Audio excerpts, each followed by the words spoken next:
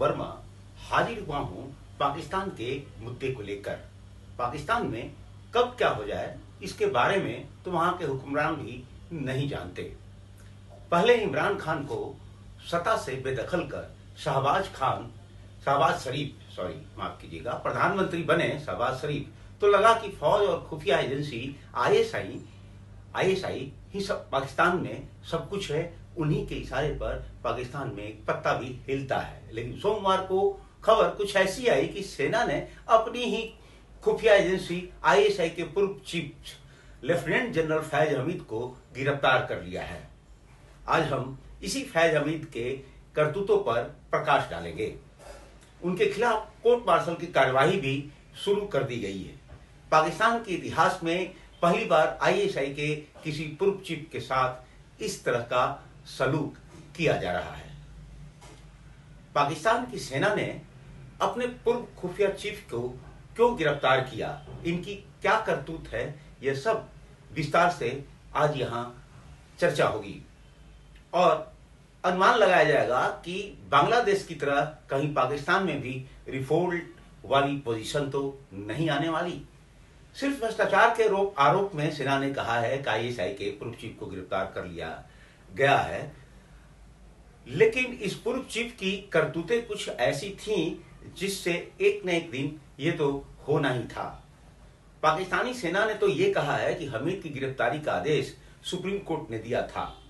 यह आदेश भूमि विकास मामले और हमीद की सेवानिवृत्ति के बाद पाकिस्तान सेना अधिनियम के कई उल्लंघनों के मामले में दिया गया था। अब वो मामले क्या थे ये भी आपको बता देते हैं। एक निजी आवास योजना है टॉप सिटी, उसके प्रबंधन जो उसका मैनेजमेंट था, उसने नवंबर 2023 में एक याचिका में दावा किया था कि हमीद ने उसके मालिक के कार्यालयों और आवास पर छापेमारी की थी। इस याचिका में यह दावा किया गया था। प्रबंधन की याचिका में यह भी दावा किया गया कि कथित आतंकवाद के मामले में पाकिस्तानी रेंजर्स और आईएसआई के अधिकारियों ने छापेमारी के दौरान मई 2017 में जब ये छापेमारी की थी उसके परिसर में, तो वहां से सोने और हीरे के आभूषणों सहित कई कीमती सामान उठा ले गए थे, यानी लूटपाट की थी करोड़ों की।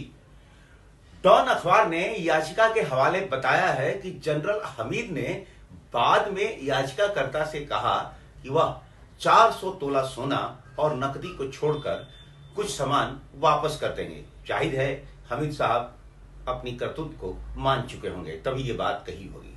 याचिका में कुछ पूर्व आईएसआई अधिकारियों पर हाउसिंग सोसाइटी के अवैध अधिग्रहण में भी शामिल होने का आरोप है। सोचिए, सिर्फ हमीद पर ही नहीं, कुछ और अधिकारियों पर है। मार्च 2024 में पाकिस्तान के पूर्व आंतरिक मंत्री राणा सनाउल्लाह ने कहा कि पूर्व आईएसआई बॉस और उनके भाई कथित भ्रष्टाचार को लेकर जांच के दायरे में थे। अप्रैल में सेना ने आईएसआई के पूर्व चीफ हमीद के खिलाफ अधिकार के दुरुपयोग के आरोपों की जांच करने के लिए एक जांच समिति का गठन किया। जांच समिति के गठन की रिपोर्ट चल रही थी। डॉन बताता है कि लेफ्टिनेंट जनरल फैज हमीद 6 वरिष्ठतम जनरलों में से थे, जिनका नाम नवंबर 2022 में सिर्फ 2 सैन्य कार्यालयों के लिए संभावित उम्मीदवारों की सूची में शामिल किया गया था। हालांकि हमीद ने शीघ्र सेवानिवृत्ति की मांग की और अपनी सेवानिवृत्ति की तारीख से 4 महीने पहले ही उन्होंने इस्तीफा दे दिया, उसी महीने में जिस महीने में उन्होंने ये बात कही थी। आला कमान को ये इस्तीफा भेजा गया था। उन्हें नवाज शरीफ और उनकी बेटी मरियम नवाज की दोष सिद्धि में कथित भूमिका के लिए आलोचना का भी सामना करना पड़ा था, शिकार होना पड़ा था।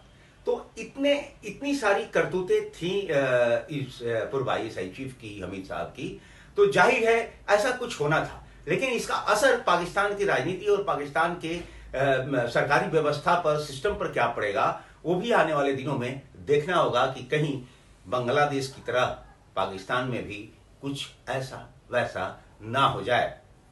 जल्दी हाजिर होगा किसी और एक नए मुद्दे के साथ। तब तक के लिए नमस्कार। और हाँ, वीडियो को लाइक करना और चैनल को सब्सक्राइब करना ना भूलिएगा।